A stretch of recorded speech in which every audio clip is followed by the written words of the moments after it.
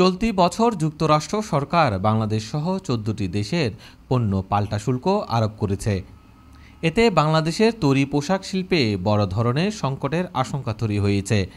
এখন পর্যন্ত যুক্তরাষ্ট্রে $10 একটি চিনো ট্রাউজার বা টুইল প্যান্ট আমদানিতে মোট শুল্ক দাঁড়াবে ৫১%। অর্থাৎ প্রতি প্যান্টে খরচ হবে $15.10। এর ফলে বাংলাদেশের পণ্য প্রতিযোগিতা হারাতে বসেছে।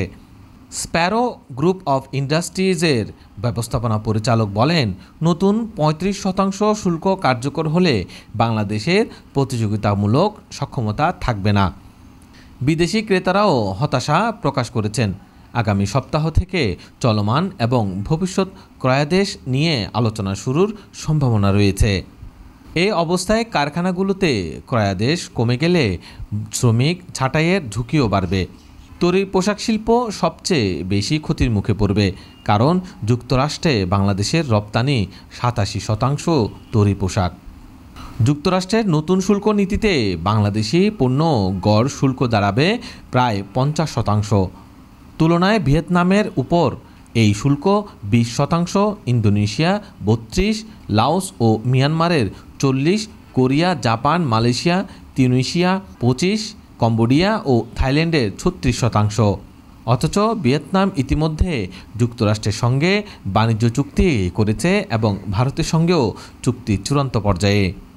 এ অবস্থায় বাংলাদেশের রপ্তানি প্রতিযোগিতা মারাত্মকভাবে ক্ষতিগ্রস্ত হবে বলে মনে করেন প্যাসিফিক জিন্স গ্রুপের ব্যবস্থাপনা পরিচালক।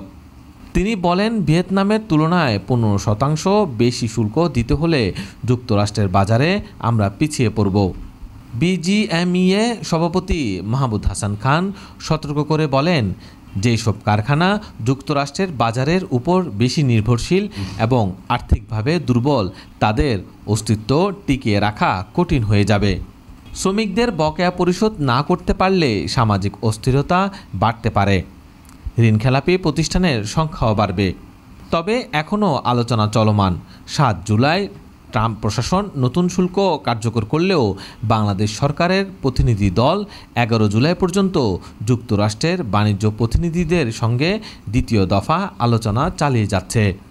প্রতিনিধি দলের নেতৃত্ব দিচ্ছেন বাণিজ্য উপদেষ্টা শেখ বশির উদ্দিন।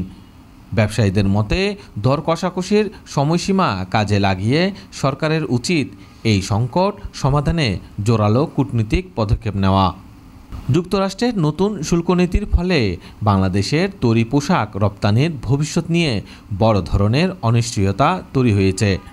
আলোচনার মাধ্যমে সমাধানে না পৌঁছালে রপ্তানি আয় হ্রাস, শ্রমিক ছাঁটাই এবং শিল্প খাতের স্থিতিশীলতা মারাত্মকভাবে বিঘ্নিত হতে পারে।